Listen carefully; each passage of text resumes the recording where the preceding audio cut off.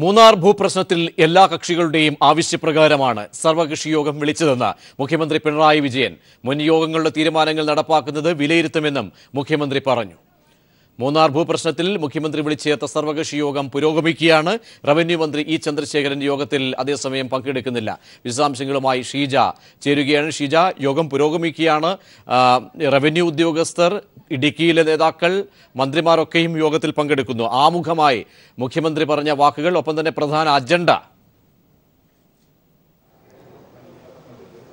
പ്രജീഷ്, 11 മണിയോട് കൂടിയാണ് യോഗം ആരംഭിച്ചിരിക്കുന്നത്. പ്രധാനമായും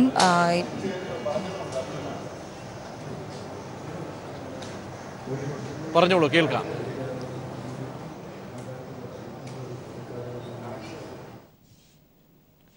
യോഗം ആരംഭിച്ചിരിക്കുന്നു.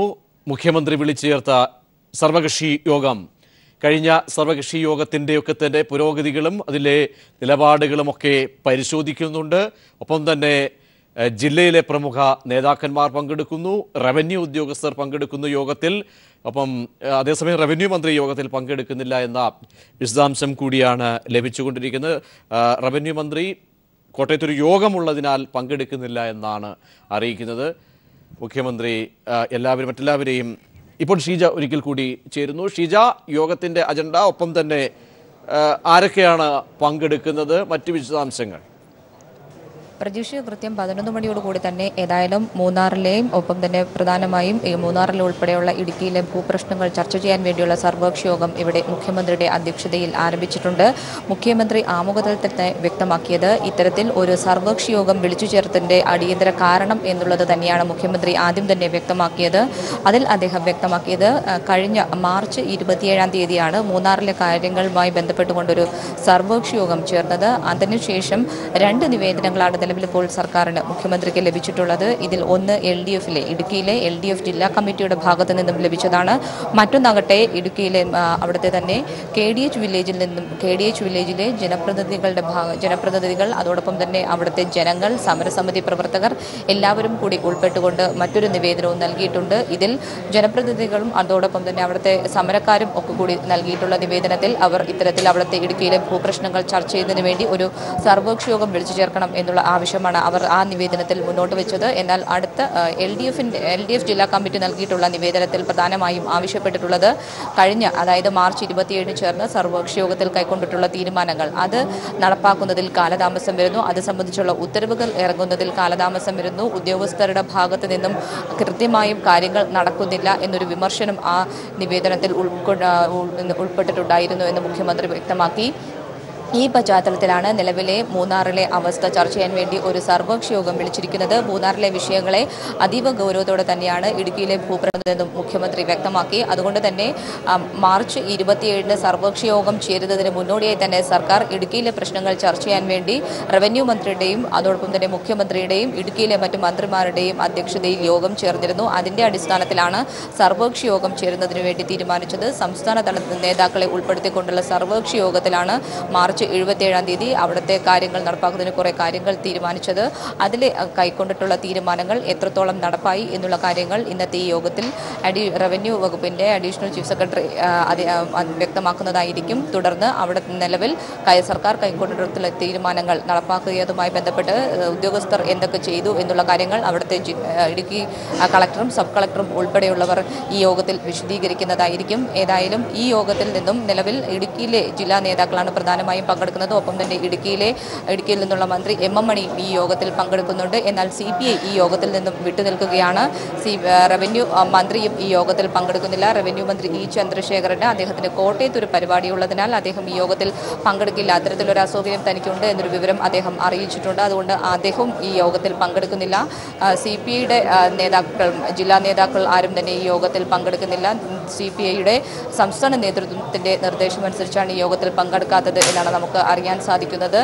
പ്രധാനമായും അവർ CPI പറയുന്നത് ഇത്തരത്തിൽ ഒരു സർവകക്ഷി യോഗത്തെക്കുറിച്ച് മന്ത്രിയെ കാര്യങ്ങൾ അറിയിച്ചിരുന്നില്ല, സംസ്ഥാന നേതൃത്വത്തെ അറിയിച്ചിരുന്നില്ല എന്നാണ്. എന്നാൽ ഇത് ജില്ലാ നേതാക്കൾ നൽകിയിട്ടുള്ള ഒരു നിവേദനത്തിൻ്റെ അടിസ്ഥാനത്തിലായിരുന്നു യോഗം. അതുകൊണ്ട് ജില്ലയിലെ എല്ലാ പാർട്ടി പ്രതിനിധികളെയും ഉൾപ്പെടുത്തിയിട്ടുള്ള ഒരു യോഗം മാത്രമാണ് ഇത് എന്നാണ് നിലവിൽ മുഖ്യമന്ത്രി വ്യക്തമാക്കിയിട്ടുള്ളത്. ഏതായാലും യോഗം പുരോഗമിക്കുകയാണ്. ശരി. ഷീജയാണ് വിശദാംശങ്ങൾ നൽകിയത്. യോഗം വിളിച്ചത് ഒരു പാർട്ടിയെയും അറിയിച്ചിട്ടല്ലെന്ന് കോടിയേരി പറഞ്ഞു. എല്ലാ യോഗത്തിലും എല്ലാ മന്ത്രിമാരും പങ്കെടുക്കണമെന്നില്ല. റവന്യൂ മന്ത്രി വരാത്തത് അസൗകര്യം മൂലമെന്നും കോടിയേരി കൂട്ടിച്ചേർത്തു. എല്ലാ മീറ്റിങ്ങിലും എല്ലാ മന്ത്രിമാർക്കും പങ്കെടുക്കാൻ കഴിഞ്ഞെന്ന് വരില്ല. അദ്ദേഹത്തിന് എന്തെങ്കിലും അസൗകര്യം ഉണ്ടായിരിക്കും. അത് കൂട്ടുത്തരവാദിത്വം ബാധിക്കുന്ന പ്രശ്നങ്ങളല്ലേ. ഇടുക്കി ജില്ലയിലുള്ള കുടിയേറ്റ കർഷകർക്ക് സംരക്ഷണം കൊടുക്കുക, അനധികൃതമായിട്ടുള്ള എല്ലാ കയ്യേറ്റവും ഒഴിപ്പിക്കുക, ഇതാണ് സർക്കാരിൻ്റെ നിലപാട്. അത് സമയബന്ധിതമായി നടപ്പിലാക്കുക തന്നെ ചെയ്യും. മൂന്നാർ യോഗം അപ്രധാനമെന്ന് താൻ പറഞ്ഞിട്ടില്ലെന്ന് റവന്യൂ മന്ത്രി. യോഗത്തിൽ നിന്നും വിട്ടുനിൽക്കുന്നത് മറ്റ് പരിപാടികൾ മൂലമെന്നും മന്ത്രി വ്യക്തമാക്കി. കാനം രാജേന്ദ്രനും റവന്യൂ മന്ത്രി ചന്ദ്രശേഖരനും കോട്ടയത്ത് കൂടിക്കാഴ്ച നടത്തുകയും ചെയ്തു. ടി പി പ്രശാന്ത് ചേരുകയാണ് വിശദാംശങ്ങളുമായി. പ്രശാന്ത്, മാറി നിൽക്കുന്നതിൽ CPI നേതാക്കളൊക്കെ ഈ സർവകക്ഷി യോഗത്തിൽ നിന്നും വിട്ടുനിൽക്കുന്നു. മന്ത്രി കൂടി മാറി നിൽക്കുമ്പോൾ മറ്റെന്തെങ്കിലുമുള്ള സംശയത്തിൻ്റെയൊക്കെ അല്ലെങ്കിൽ ഇടയുണ്ട് എന്ന ചോദ്യത്തിന് മാധ്യമപ്രവർത്തകർക്ക് മന്ത്രി നൽകിയ മറുപടി എന്താണ്? പ്രജീഷ്, 2014 രൂപീകരിച്ചിട്ടുള്ള progressive federation of college teachers association എന്ന സംഘടന ദ്വിദിന ക്യാമ്പിൽ പങ്കെടുക്കാനാണ് റവന്യൂ മന്ത്രിയും CPIയുടെ സംസ്ഥാന സെക്രട്ടറി കാനം രാജേന്ദ്രൻ ഉൾപ്പെടെയുള്ള നേതാക്കൾ ഇവിടെ എത്തിയത്. ഈ ഒരു യോഗം ഒരു മാസം മുമ്പ് തന്നെ തീരുമാനിച്ചതായിരുന്നു. അതുകൊണ്ട് തന്നെയാണ് ആ ഒരു ക്യാമ്പായതിനു കൊണ്ട് തന്നെയാണ് അതിന്റെ പ്രാധാന്യം കണക്കെടുത്താണ് അവർ എത്തിയത്. എന്നാലും മൂന്നാർ യോഗവും പ്രാധാന്യമുള്ളതാണ് എന്ന് തന്നെയാണ് റവന്യൂ മന്ത്രി പ്രതികരിച്ചിട്ടുള്ളത്. ഇപ്പോഴത്തെ ചില പ്രതിപക്ഷ നേതാക്കൾ ചില പ്രസ്താവനകൾ പറയുന്നു. അത് അവരുടെ അഭിപ്രായങ്ങളാണ്. സർക്കാരിന് യാതൊരു തരത്തിലും കൂട്ടുത്തരവാദിത്വം തന്നെ നഷ്ടപ്പെട്ടിട്ടില്ല. വേണ്ടി വന്നാൽ വീണ്ടും യോഗം ചേർന്നാൽ പങ്കെടുക്കേണ്ടി വന്നാൽ യോഗത്തിൽ പങ്കെടുക്കും എന്ന് തന്നെയാണ് റവന്യൂ മന്ത്രി അസന്നിഗ്ധമായി വ്യക്തമാക്കിയിട്ടുള്ളത്. മാത്രവുമല്ല, ഈ യോഗത്തിന്റെ പ്രാധാന്യം കണക്കിലെടുക്കും. അതുപോലെ തന്നെ നിയമാനുസൃതമായിട്ടുള്ള കയ്യേറ്റം ഒഴിപ്പിക്കൽ മൂന്നാറിൽ തുടരും എന്നും ഈ യോഗം കഴിഞ്ഞ് പുറത്തിറങ്ങിയ ശേഷം റവന്യൂ മന്ത്രി മാധ്യമപ്രവർത്തകരോട് വ്യക്തമാക്കിയിട്ടുണ്ട്. മറിച്ചുള്ള പ്രതിപക്ഷത്തിന്റെ പ്രസ്താവനകൾ അത് അവരുടേതായിട്ടുള്ള അഭിപ്രായങ്ങൾ മാത്രമാണ് എന്ന് തന്നെയാണ് റവന്യൂ മന്ത്രി പ്രതികരിച്ചിരിക്കുന്നത്. അതിനുശേഷം അദ്ദേഹം ഇപ്പോൾ എറണാകുളത്തേക്ക് തിരിച്ചിരിക്കുകയാണ്. ടി വി പ്രശാന്താണ് വിശദാംശങ്ങൾ നൽകിയത്. റവന്യൂ മന്ത്രി യോഗത്തിൽ പങ്കെടുക്കുന്നില്ല, അതിൻ്റെ മറുപടിയാണ്. കോട്ടയത്ത് പരിപാടി ഉള്ളതുകൊണ്ടാണ് പങ്കെടുക്കാത്തത് എന്നാണ് അറിയിച്ചിരിക്കുന്നത്.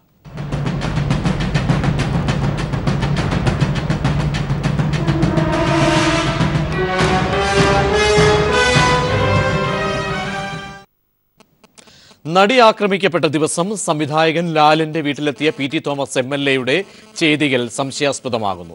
ആക്രമണ ദിവസത്തെ PT തോമസിന്റെ ഇടപെടലുകൾ പ്രതികളെ രക്ഷിക്കാൻ സഹായിച്ചുവെന്ന നിഗമനം. PT തോമസിന്റെ ചെയ്തികളും അന്വേഷണ സംഘത്തിന്റെ നിരീക്ഷണത്തിലെന്ന് സൂചന. കൊച്ചിയിൽ നടിക്ക് നേരെ ആക്രമണമുണ്ടായതിനു ശേഷം നടൻ ലാലിന്റെ വീട്ടിലെത്തിയ PT തോമസ് നടിയുടെ വാഹനത്തിന്റെ ഡ്രൈവറായിരുന്ന മാർട്ടിന്റെ ഫോണിൽ നിന്നുമാണ് പൾസർ സുനിയെ വിളിച്ചിരുന്നത്. ഇങ്ങനെ പൾസർ സുനിയെ PT തോമസ് വിളിച്ചതെന്തിന്? PT തോമസ് എന്തുകൊണ്ടാണ് സ്വന്തം ഫോണിൽ നിന്നും പൾസർ സുനിയെ വിളിക്കാതിരുന്നത്? PT തോമസ് ഫോണിൽ എന്ത് നിർദ്ദേശമാണ് പൾസർ സുനിക്ക് നൽകിയത്? പോലീസിന് പിടികൊടുക്കാതെ രക്ഷപ്പെടാനുള്ള നിർദ്ദേശമാണോ PT തോമസ് പൾസറിന് നൽകിയത്? PT തോമസിന്റെ കോളിന് ശേഷം Pulsar Suni phone switch off ചെയ്തത് സംശയം കൂടുതൽ വർദ്ധിപ്പിക്കുകയാണ്. പോലീസ് എത്തും മുമ്പ് രക്ഷപ്പെടാൻ PT തോമസ് പൾസറിന് അവസരമൊരുക്കുകയായിരുന്നോ എന്ന സംശയവും ഉയരുന്നു. പൾസർ ഫോൺ സ്വിച്ച് ഓഫ് ആക്കിയതോടെ പോലീസിന് അയാളുടെ ലൊക്കേഷൻ കണ്ടെത്താൻ കഴിയാതെയായി. അപ്പോൾ തന്നെ പൾസറിനെ പിടികൂടാനുള്ള സാധ്യതയാണ് PT തോമസ് MLAയുടെ ഇടപെടൽ കൊണ്ട് ഇല്ലാതായത്. അതോടെ പൾസർ സുനിക്ക് രക്ഷപ്പെടാനും ഫോൺ നശിപ്പിക്കാനും അഭിഭാഷകരെ കണ്ട് പുതിയ തന്ത്രങ്ങൾ മെനയാനും സമയം ലഭിച്ചു. ആ രാത്രി തന്നെ പൾസർ സുനി പിടിയിലായിരുന്നുവെങ്കിൽ സംഭവത്തിന് പിന്നിൽ പ്രവർത്തിച്ചവരെ വ്യക്തമാകുമായിരുന്നു. ക്രിമിനലിനെ സഹായിച്ച PT തോമസിന്റെ നടപടി ആരെ രക്ഷിക്കാനാണെന്ന ചോദ്യമാണ് ഉയരുന്നത്. ഇതൊക്കെ പോലീസിന്റെ അന്വേഷണത്തിൽ ഉണ്ടാകുമെന്നാണ് ഏറ്റവും പുതിയ സൂചനയും. News desk, people TV news. നടി ആക്രമിക്കപ്പെട്ട സംഭവവുമായി ബന്ധപ്പെട്ട് കാവ്യ മാധവന്റെ ഉടമസ്ഥതയിലുള്ള വസ്ത്രസ്ഥാപനത്തിൽ പോലീസ് പരിശോധന നടത്തി. അതീവ രഹസ്യമായാണ് പോലീസ് സംഘം എത്തിയത്. ഇന്നലെ രാവിലെ 11-ന് തുടങ്ങിയ പരിശോധന 2 മണിവരെ നീണ്ടു. വിശദാംശങ്ങളുമായി സിബി ചേരുകയാണ് കൊച്ചിയിൽ നിന്നും. സിബി, കാവ്യമാധവന്റെ സ്ഥാപനത്തിൽ നിന്നും പരിശോധന നടത്തിയ അന്വേഷണ ഉദ്യോഗസ്ഥർ എന്ത് വിശദീകരണമാണ് പരോക്ഷമായി നൽകുന്നത്? ഇത്രയും മണിക്കൂറോളം നടത്തിയ പരിശോധനയിൽ എന്തെങ്കിലും വിശദാംശങ്ങൾ ഈ സംഭവവുമായി ബന്ധപ്പെട്ട് അന്വേഷണത്തെ ത്വരിതപ്പെടുത്തുന്ന തരത്തിലേക്ക് ലഭിച്ചിട്ടുണ്ടോ? പ്രജീഷ്, ഈ കേസുമായി ബന്ധപ്പെട്ടുകൊണ്ട് കാക്കാട് ജയിലിൽ വെച്ച് മുഖ്യപ്രതി പൾസർ സുനി അയച്ച കത്തിൽ, ദിലീപിന് അയച്ചു എന്ന് പറയപ്പെടുന്ന കത്തിലാണ് ഈ കാക്കാട് ഷോപ്പിൽ താൻ എത്തിയതായിരുന്നതും ദിലീപിനെ അന്വേഷിച്ചാണ് താൻ എത്തിയതെന്നും ഈ കൃത്യം നടന്നതിന് ശേഷം ദിലീപിന്റെ സഹായം തേടി ഈ കാക്കനാട് ഷോപ്പിലെത്തുകയും എന്നാൽ ദിലീപ് വീട്ടിലുണ്ടെന്നുള്ള വിവരവും ലഭിച്ചു എന്നാണ് ആ കത്തിൽ സൂചിപ്പിച്ചിരുന്നത്. ഈ കത്തിന്റെ ആധികാരികത വ്യക്തമായിട്ടില്ലെങ്കിൽ പോലും ഈ കത്തുമായി ബന്ധപ്പെട്ട് ഈ കാക്കനാട് ഷോപ്പിന്റെ ഒരു കാര്യം പരാമർശിക്കുന്നുണ്ട്, രണ്ടിടത്ത് പരാമർശിക്കുന്നുണ്ട്. ഈ ഒരു സാഹചര്യത്തിലാണ് ഈ ഷോപ്പുമായി ബന്ധപ്പെട്ടുകൊണ്ട് പോലീസ് അന്വേഷണം ഊർജ്ജമാക്കുകയും ഈ കാക്കനാട് നടി കാവ്യ മാധവന്റെ പേരിലുള്ള ഒരു ഓൺലൈൻ വ്യാപാര സ്ഥാപനമായ ലക്ഷ്യ എന്ന സ്ഥാപനത്തിൽ പോലീസ് റെയ്ഡ് നടത്തുകയും ചെയ്തത്.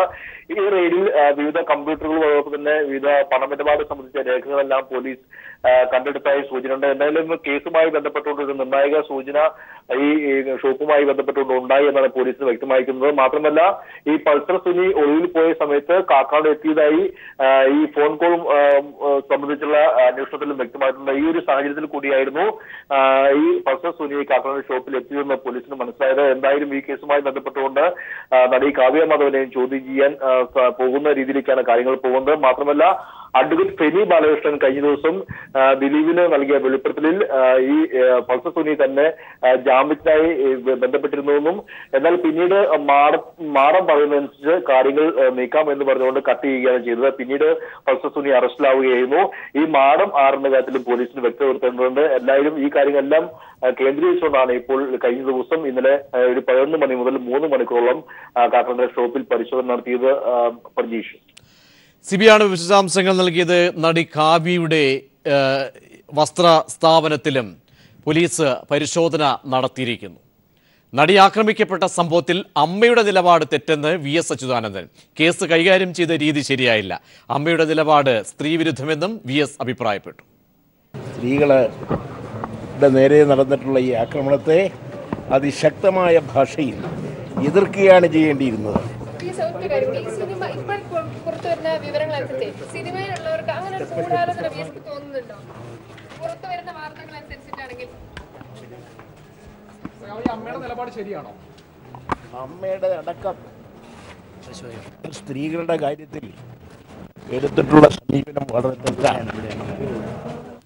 നടി ആക്രമിക്കപ്പെട്ട കേസിൽ ഗൂഢാലോചനയില്ലെന്ന മുഖ്യമന്ത്രിയുടെ ബോധപൂർവമായ അഭിപ്രായ പ്രകടനമാണ് ജനങ്ങൾക്ക് ഇക്കാര്യത്തിൽ സംശയവും ആശങ്കയും ഉണ്ടാക്കാൻ ഇടവരുത്തിയതെന്ന് VM സുധീറിന്റെ ഫേസ്ബുക്ക് പോസ്റ്റ്.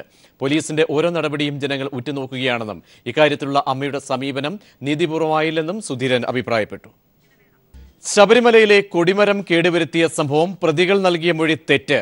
കൊടിമരത്തിൽ മെർക്കുറി ഒഴിക്കുന്ന ആചാരം ആന്ധ്രയിലില്ലെന്നും ഭൂമിയിൽ സമർപ്പിക്കുന്ന ആചാരം ഉണ്ടെന്നും ആന്ധ്രയിൽ പോയ പ്രത്യേക അന്വേഷണ സംഘത്തിന്റെ കണ്ടെത്തൽ പ്രതികളെ പോലീസ് കസ്റ്റഡിയിൽ വാങ്ങി വീണ്ടും ചോദ്യം ചെയ്തേക്കും.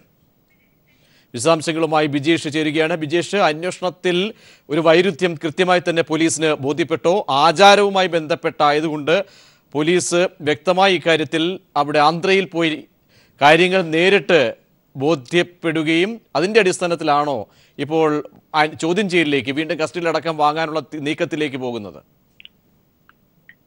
തീർച്ചയായിട്ടും പ്രതീക്ഷ SI അശ്വത്തിന്റെ നേതൃത്വത്തിലുള്ള SP-യുടെ ഷാഡോ സംഘമാണ് കഴിഞ്ഞ ദിവസം ശബരിമല വിഷയവുമായി ബന്ധപ്പെട്ട് ആന്ധ്രയിലേക്ക് പോയിരുന്നത്. അവിടെ ചെന്ന് അവർ ഈ കൃഷ്ണ ജില്ലയിലെ കാവേരി വില്ലേജിൽ ചെന്ന് ഈ പ്രതികളുടെ വീടുകളും അതോടൊപ്പം തന്നെ അതിന് ചുറ്റുവട്ടത്തുമുള്ള കാര്യങ്ങളെല്ലാം തന്നെ പരിശോധിക്കുകയും ചെയ്തിരുന്നു. ആ പരിശോധനയിലാണ് അവർ ഈ കാര്യങ്ങളെല്ലാം തന്നെ കണ്ടെത്തിയിരിക്കുന്നത്. അതായത് ഒരു ആചാരം ഉണ്ട് ആന്ധ്രയിലെ പ്രതികളുടെ വില്ലേജിൽ എന്നായിരുന്നു പറഞ്ഞിരുന്നത്. അതായത് പുതുതായിട്ട് കൊടിമരമോ പുതുതായിട്ട് അമ്പലമോ വീടോ അത്തരത്തിലുള്ള എന്തെങ്കിലും നിർമ്മിക്കുകയാണെങ്കിൽ അതിൽ പാദരസം, അതായത് മെർക്കുറി അടക്കമുള്ള നവധാന്യങ്ങൾ ഉൾപ്പെടുന്ന പാദരസം കുറിക്കുന്ന ചടങ്ങുണ്ട് എന്നാണ് മൊഴി നൽകിയിരുന്നത്. ആദ്യത്തെ പോലീസിന്റെ അന്വേഷണത്തിൽ അങ്ങനെ ഒരു ചടങ്ങ് ഉണ്ട് എന്ന് കണ്ടെത്തിയിരുന്നു. പക്ഷേ അതിൽ കൂടുതൽ വിശദമായ അന്വേഷണം വേണമെന്ന് അന്ന് തന്നെ SP വ്യക്തമാക്കുകയും അതിന്റെ അടിസ്ഥാനത്തിൽ ഒരു പുതിയ സംഘത്തെ ആന്ധ്രയിലേക്ക് വിടുകയും ചെയ്തു.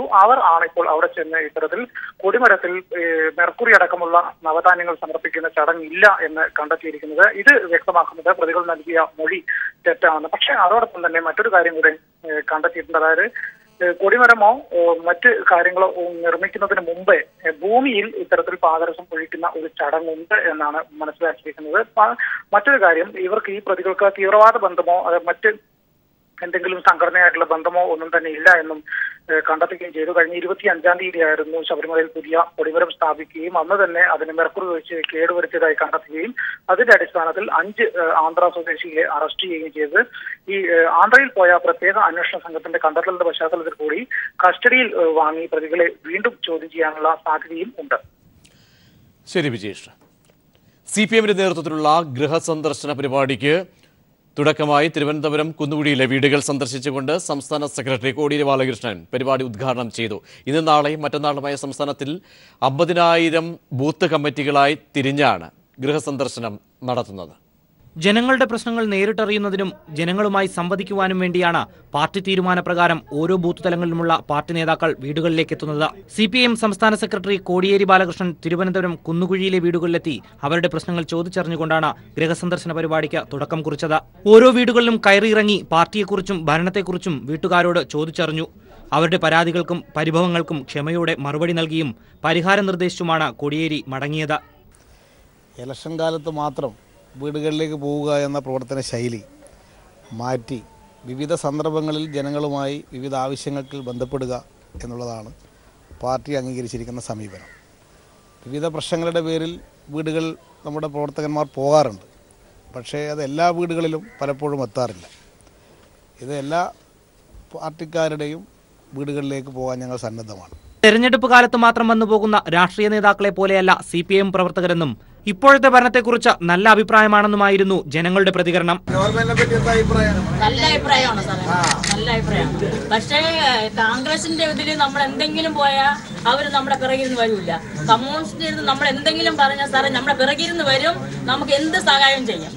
CPIM മന്ത്രിമാരുടെയും MLA-മാരുടെയും MP-മാരുടെയും പാർട്ടി നേതാക്കളുടെയും നേതൃത്വത്തിൽ ഇന്നും നാളെയും മറ്റന്നാളുമായി 50,000-ഓളം ബൂത്തുകളായി തിരിഞ്ഞാണ് ഗൃഹസന്ദർശനം നടത്തുന്നത്. സന്ദർശനത്തിന്റെ ഭാഗമായി BJP-യുടെ വർഗീയ നിലപാടുകൾ വിശദീകരിക്കുന്ന ലഘുലേഖയും വിതരണം ചെയ്യുന്നുണ്ട്. News bureau, Thiruvananthapuram. രാജ്യത്തെ ഏറ്റവും വലിയ നികുതി പരിഷ്കരണമായ സേവന നികുതി നിലവിൽ വന്നു. പാർലമെന്റിൽ കൂടിയ ചടങ്ങിൽ രാഷ്ട്രപതി പ്രഖ്യാപനം നടത്തി. GST ഇന്ത്യയുടെ ഭാവി നിർണ്ണയിക്കുമെന്ന് പ്രധാനമന്ത്രി പറഞ്ഞു. അതേസമയം പ്രതിപക്ഷ പാർട്ടികൾ സമ്മേളനം ബഹിഷ്കരിച്ചു. വർണ്ണവെളിച്ചത്തിൽ മുങ്ങിയ പാർലമെന്റിൽ അർദ്ധരാത്രി 12 മണിക്ക് രാഷ്ട്രപതി പ്രണബ് മുഖർജിയും പ്രധാനമന്ത്രി നരേന്ദ്രമോദിയും ചരക്ക് സേവന നികുതിക്ക് ഔദ്യോഗിക തുടക്കം കുറിച്ചു. സെൻട്രൽ ഹാളിൽ 11 മണിയോടുകൂടി ആരംഭിച്ച പ്രത്യേക സമ്മേളനത്തിൽ കേന്ദ്രമന്ത്രിമാരും NDA ഘടകകക്ഷികളും ക്ഷണിക്കപ്പെട്ട 100ഓളം അതിഥികളുടെയും സാന്നിധ്യത്തിലായിരുന്നു ഉദ്ഘാടനം. GST നിർണായക നേട്ടമെന്ന് വിശേഷിപ്പിച്ചാണ് പ്രധാനമന്ത്രി പ്രസംഗം ആരംഭിച്ചത്. പക്ഷേ ഒരു സർക്കാരിന്റെയോ ഒരു പാർട്ടിയുടെയോ മാത്രം നേട്ടമല്ല, കൂട്ടായ യത്നമാണ്. സങ്കുചിത രാഷ്ട്രീയത്തിനപ്പുറം ഇനി രാജ്യത്തിന് വളരാനാകും. ये टीम इंडिया की कर्तृत्व शक्ति का सामर्थ्य का परिचायक है. ധനമന്ത്രിയായിരിക്കെ 2002 ഡിസംബറിൽ GSTക്ക് വേണ്ടി ആരംഭിച്ച പ്രയത്നങ്ങളെക്കുറിച്ച് രാഷ്ട്രപതി പ്രണബ് മുഖർജി പ്രസംഗത്തിൽ എടുത്തു പറഞ്ഞു. 14 വർഷം നീണ്ട യാത്രയ്ക്ക് പരിസമാപ്തിയായി. This historic moment is the culmination of 14-year-long journey which began in December 2002 when the Calcutta Task Force on indirect taxes suggested a comprehensive goods and service tax based on the value-added tax principle. അർദ്ധരാത്രി മുതൽ രാജ്യത്തെ പരോക്ഷ നികുതി ഏകീകൃത നികുതി ഘടനയിലേക്ക് മാറി. 17-ൽ പരം കേന്ദ്ര സംസ്ഥാന നികുതികളാണ് ഇതോടെ ഇല്ലാതാകുന്നത്. അതേസമയം ഉദ്ഘാടന ചടങ്ങിൽ നിന്നും കോൺഗ്രസ്, ഇടതു പാർട്ടികൾ, DMK, RJD തുടങ്ങിയ പ്രതിപക്ഷ പാർട്ടികൾ വിട്ടുനിന്നു.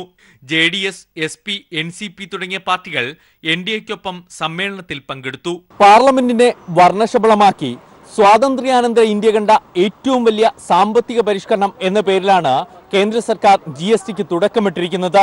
പക്ഷേ അപ്പോഴും ഉദ്ഘാടന സമയത്ത് പ്രതിപക്ഷ നിരയെ ഒപ്പം കൂട്ടാൻ കഴിയാത്തത് രാഷ്ട്രീയമായി കേന്ദ്ര സർക്കാരിന് ഏറെ തിരിച്ചടി നൽകുന്നു. പാർലമെന്റിൽ നിന്നും ക്യാമറാമാൻ ഗോപി കടവല്ലൂരിനൊപ്പം സന്തോഷ് സാർലിംഗ്. GSTക്ക് തുടക്കം കുറിച്ച് പാർലമെന്റിൽ നടത്തിയ പ്രസംഗത്തിൽ നരേന്ദ്രമോദിയെ പരോക്ഷമായി വിമർശിച്ച രാഷ്ട്രപതി കേന്ദ്ര ധനമന്ത്രിയായിരിക്കെ GST അംഗീകരിപ്പിച്ചെടുക്കാൻ ഗുജറാത്ത് അടക്കമുള്ള സംസ്ഥാനങ്ങളെ പലതവണ സമീപിച്ചെങ്കിലും നിരവധി തടസ്സങ്ങളും തർക്കങ്ങളും ഉയർന്നു വന്നു.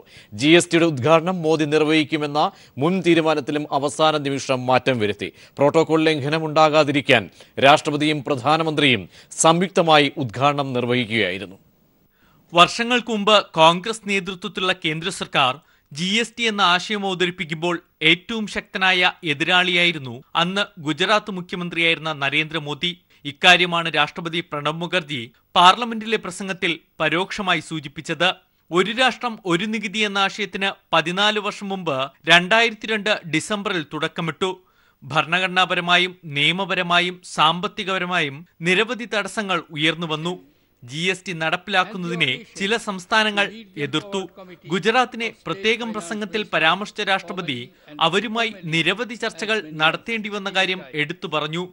I also met the chief ministers of Gujarat, Bihar, Andhra Pradesh and Maharashtra a number of times, and I have a vivid recollection of those meetings and the various matters that were raised. Given the magnitude of the task which spans constitutional, legal, economic and administrative spheres, it was not a surprise that there were many contentious issues. GST ഉദ്ഘാടനം സ്വയം നിർവഹിക്കാനുള്ള മോദിയുടെ ശ്രമം വിമർശനത്തെ തുടർന്ന് മാറ്റിയതും ശ്രദ്ധിക്കപ്പെട്ടു. ഉദ്ഘാടനം മോദി നിർവഹിക്കുമെന്നായിരുന്നു കേന്ദ്ര സർക്കാർ ഔദ്യോഗികമായി അറിയിച്ചത്. എന്നാൽ രാഷ്ട്രപതി പങ്കെടുക്കുന്ന ചടങ്ങിൽ പ്രധാനമന്ത്രി ഉദ്ഘാടനം നിർവഹിക്കുന്നതിന്റെ പ്രോട്ടോകോൾ ലംഘനം വിമർശിക്കപ്പെട്ടു. ഇതേ തുടർന്ന് അവസാന നിമിഷം ഉദ്ഘാടന രീതിയിൽ മാറ്റം വരുത്തി ഇരുവരും സംയുക്തമായി ചടങ്ങ് നിർവഹിക്കുന്ന രീതിയിലേക്ക് മാറ്റി. GST കൗൺസിൽ മുൻ അധ്യക്ഷനായിരുന്ന KM മാണിയെ അരുൺ ജെയ്റ്റ്ലി പ്രസംഗത്തിൽ പേരെടുത്തു പറഞ്ഞു. സമ്മേളനം കഴിഞ്ഞിറങ്ങിയ മാണി അതിലെ ആഹ്ലാദം മറച്ചുവച്ചില്ല. GST രൂപീകരണത്തിൽ എൻ്റെ ഇൻവോൾവ്മെൻറ്റ് വളരെയധികം ഉണ്ടായിരുന്നു. ആ നിലയിലൊക്കെ അനുസ്മരിച്ചതായിരിക്കാം. അതിന് പ്രത്യേക നന്ദിയുണ്ട്. സമ്മേളനം കോൺഗ്രസ് ബഹിഷ്കരിച്ചെങ്കിലും കോൺഗ്രസ് നേതാവും രാജ്യസഭാ ഉപാധ്യക്ഷനുമായ PJ കുര്യൻ ആദ്യാവസാനം വരെ പ്രത്യേക സമ്മേളനത്തിൽ പങ്കെടുത്തു. Santhosh സർലിംഗ്, news bureau, Delhi. കൊച്ചിയിൽ മത്സ്യബന്ധന ബോട്ടിൽ കപ്പലിടിച്ച സംഭവത്തിൽ ആംബർ എൽ എന്ന കപ്പലിലെ ക്യാപ്റ്റനടക്കം 3 പേരെ അറസ്റ്റ് ചെയ്തു. ഇന്നലെ രാത്രിയോടെയാണ് കോസ്റ്റൽ പോലീസ് ഇവരെ കസ്റ്റഡിയിലെടുത്തത്. 3 പേരെയും ഇന്ന് എറണാകുളം CGM കോടതിയിൽ ഹാജരാക്കും. ആംബർ എൽ എന്ന കപ്പലിന്റെ ക്യാപ്റ്റനായ ജോറിയനാക്കിസ് അയോണീസ്, സെക്കൻഡ് ഓഫീസർ അത്താനേഷ്യസ്, കപ്പലിലെ ജീവനക്കാരനായ സെവാന എന്നിവരെയാണ് കോസ്റ്റൽ പോലീസ് അറസ്റ്റ് ചെയ്തത്. ഇന്നലെ രാത്രിയോടെ കസ്റ്റഡിയിലെടുത്ത ഇവരുടെ അറസ്റ്റ് പുലർച്ചെ രേഖപ്പെടുത്തുകയായിരുന്നു. ഇവരെ ഇന്ന് എറണാകുളം CGM കോടതിയിൽ ഹാജരാക്കും. മനഃപൂർവ്വമല്ലാത്ത നരഹത്യയാണ് ഇവർക്കെതിരെ ചുമത്തിയിരിക്കുന്നതെന്ന് കോസ്റ്റൽ SI പറഞ്ഞു. കണ്ടിട്ടും വളരെയധികം ശ്രദ്ധിക്കേണ്ട ഒരു അവസരമാണത്. കാരണം വെറും 14 നോട്ടിക്കൽ മൈൽ മാത്രം അടുത്തൂടെ പോകുമ്പോൾ കൃത്യമായിട്ട് ശ്രദ്ധിക്കുകയും അല്ലെങ്കിൽ അതുപോലെ നെഗ്ലിജൻ്റായിട്ട് ഓടിച്ചു കഴിഞ്ഞ് കഴിഞ്ഞാൽ ഇതുപോലെ അപകടം ഉണ്ടാകുന്നുള്ള അറിവുണ്ടായിട്ടും ആ രീതിയിൽ ശ്രദ്ധിക്കാതെ മനുഷ്യജീവനെ അപകടം ഉണ്ടാക്കിയതിനാണ് ഇത് ചെയ്തേക്കുന്നത്. 28 ജീവനക്കാരുള്ള കപ്പലിന്റെ ക്യാപ്റ്റൻ ഗ്രീസുകാരനാണ്. ജൂൺ 10-നാണ് കൊച്ചി പുറംകടലിൽ മത്സ്യബന്ധനത്തിന് പോയ ബോട്ടിൽ ആംബർ എൽ എന്ന കപ്പലിടിച്ചത്. ഇസ്രായേലിൽ നിന്ന് വളവുമായി പോയ പാനമ രജിസ്ട്രേഷനുള്ള കപ്പലാണ് കാർമൽ മാത എന്ന മത്സ്യബന്ധന ബോട്ടിലിടിച്ചത്. അപകടത്തിൽ 2 പേർ മരിക്കുകയും ഒരാളെ കാണാതാവുകയും ചെയ്തു. സാങ്കേതികവും നിയമപരവുമായ തടസ്സങ്ങളുള്ളതിനാൽ കപ്പൽ ഇതുവരെ തുറമുഖത്ത് അടുപ്പിക്കാനായിട്ടില്ല. News bureau, Kochi. പുതിയ മദ്യനയത്തിന്റെ ഭാഗമായ സംസ്ഥാനത്ത് ബാറുകൾ തുറന്നു തുടങ്ങി. ഇതുവരെ 60 ബാറുകൾക്ക് മാത്രമാണ് അനുമതി. മദ്യനയത്തിന്റെ ഭാഗമായി വ്യാപകമായി മദ്യം ഒഴുകുമെന്ന പ്രചാരണം ഇതോടെ പൊളിഞ്ഞു. പൂട്ടിപ്പോയ 798 ബാറുകളിൽ 100-ൽ താഴെ മാത്രമാണ് ലൈസൻസ് പുതുക്കുന്നത്. സംസ്ഥാനത്താകെ ലൈസൻസ് പുതുക്കാൻ അപേക്ഷ നൽകിയത് ഇതുവരെ 72 ബാറുകൾ. 60 എണ്ണത്തിന് പ്രവർത്തനാനുമതി ലഭിച്ചു. 17 എണ്ണത്തിന് അനുമതി കിട്ടിയ എറണാകുളത്താണ് കൂടുതൽ ബാറുകൾ. 13 എണ്ണം തിരുവനന്തപുരത്ത് പ്രവർത്തിക്കും. ആലപ്പുഴയിൽ ഇതുവരെ ആർക്കും അനുമതി കിട്ടിയിട്ടില്ല.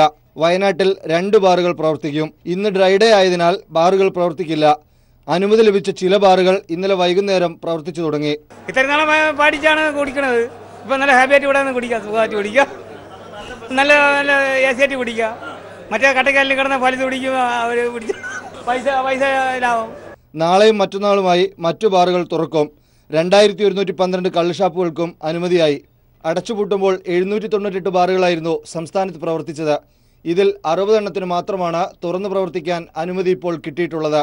പുതിയ മദ്യനയം വ്യാപക മദ്യമൊഴുക്കിന് കാരണമാകുമെന്ന പ്രചരണം ഇതോടെ പൊളിയുകയാണ്. MR സജേഷ്, തിരുവനന്തപുരം. എയർ ഇന്ത്യയെ സ്വകാര്യവൽക്കരിക്കാനുള്ള നീക്കത്തിൽ നിന്നും കേന്ദ്ര സർക്കാർ പിന്തിരിയണമെന്ന് CPIM. രാജ്യതാൽപര്യത്തിന് വിരുദ്ധമായ കേന്ദ്ര സർക്കാരിന്റെ സ്വകാര്യവൽക്കരണ നയത്തിന്റെ ഭാഗമാണ് എയർ ഇന്ത്യ വിൽപ്പനയെന്നും CPM പോളിറ്റ് ബ്യൂറോ കുറ്റപ്പെടുത്തി. സ്വകാര്യ കമ്പനികളെ സഹായിക്കുന്നതാണ് കേന്ദ്ര സർക്കാരിന്റെ തീരുമാനമെന്നും PB ചൂണ്ടിക്കാട്ടി. പൊതുമേഖലാ സ്ഥാപനമായ എയർ ഇന്ത്യയെ സ്വകാര്യവൽക്കരിക്കാനുള്ള കേന്ദ്ര സർക്കാർ തീരുമാനത്തെ ശക്തമായി എതിർക്കുന്നതായി CPIM പോളിറ്റ് ബ്യൂറോ വ്യക്തമാക്കി. ഈ തീരുമാനം പൊതുപണം സംരക്ഷിക്കാനല്ല, മറിച്ച് കോർപ്പറേറ്റുകളെ സഹായിക്കാനാണ്. വിൽപ്പനയ്ക്ക് മുമ്പായി എയർ ഇന്ത്യയുടെ 30,000 കോടി രൂപയുടെ കടബാധ്യത എഴുതിത്തള്ളാനുള്ള നീക്കവും ഏറ്റെടുക്കുന്ന സ്വകാര്യ കമ്പനിക്ക് വൻ നേട്ടമുണ്ടാക്കി കൊടുക്കുക ലക്ഷ്യം വച്ചാണ്. എയർ ഇന്ത്യ ലാഭം നേടിത്തുടങ്ങുന്ന ഘട്ടത്തിലാണ് കേന്ദ്ര സർക്കാർ വിൽപ്പനയ്ക്ക് ഒരുങ്ങുന്നത്.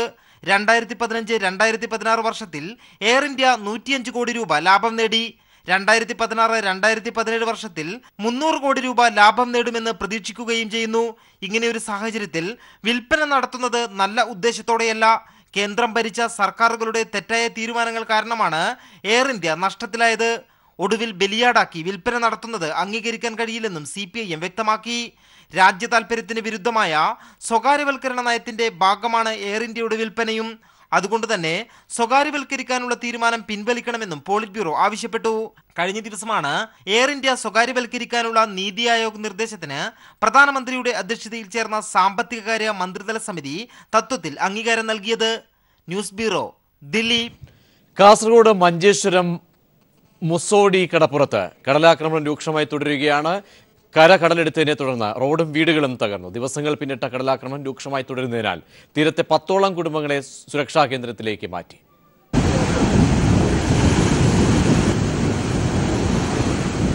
കാസർഗോഡ് മഞ്ചേശ്വരം മുസോടി കടപ്പുറത്ത് കഴിഞ്ഞ 4 ദിവസമായി കടലാക്രമണം ശക്തമായി തുടരുകയാണ്. മത്സ്യത്തൊഴിലാളികൾ തിങ്ങിപ്പാർക്കുന്ന പ്രദേശമാണിത്. 150 മീറ്ററോളം കരഭാഗം കടലെടുത്തു കഴിഞ്ഞു. ഒരു വീടും ഒരു കടയും ഇതിനകം തകർന്നു. 10 വീടുകൾ തകർച്ചാ ഭീഷണിയിലാണ്. ഈ കുടുംബങ്ങളെ സമീപത്തെ സ്കൂളിലേക്ക് മാറ്റിപ്പാർപ്പിച്ചു. 100 മീറ്ററോളം തീരദേശപാത പൂർണ്ണമായി തകർന്നു. കടലാക്രമണത്തെ തുടർന്ന് ഈ പ്രദേശത്ത് ജീവിക്കാൻ കഴിയാത്ത സാഹചര്യമാണ് നിലവിലുള്ളതെന്ന് മത്സ്യത്തൊഴിലാളികൾ പറയുന്നു. ഞങ്ങൾ മത്സ്യത്തൊഴിലാളികളാണ്, ഞങ്ങൾക്ക് വേറൊരു ജീവിതമില്ല. ഇതിക്ക് എന്തെങ്കിലും ഒരു പരിഹാരം കണ്ടില്ലെങ്കിൽ ഞങ്ങളെ സ്വത്തിന് എല്ലാത്തിനും ഞങ്ങൾക്ക് വല്ലാത്ത ഭീഷണിയാണ്. ബേജാറിലുണ്ടാണ് ഞങ്ങൾ അങ്ങനത്തെ വിധിയിലാണുള്ളത്.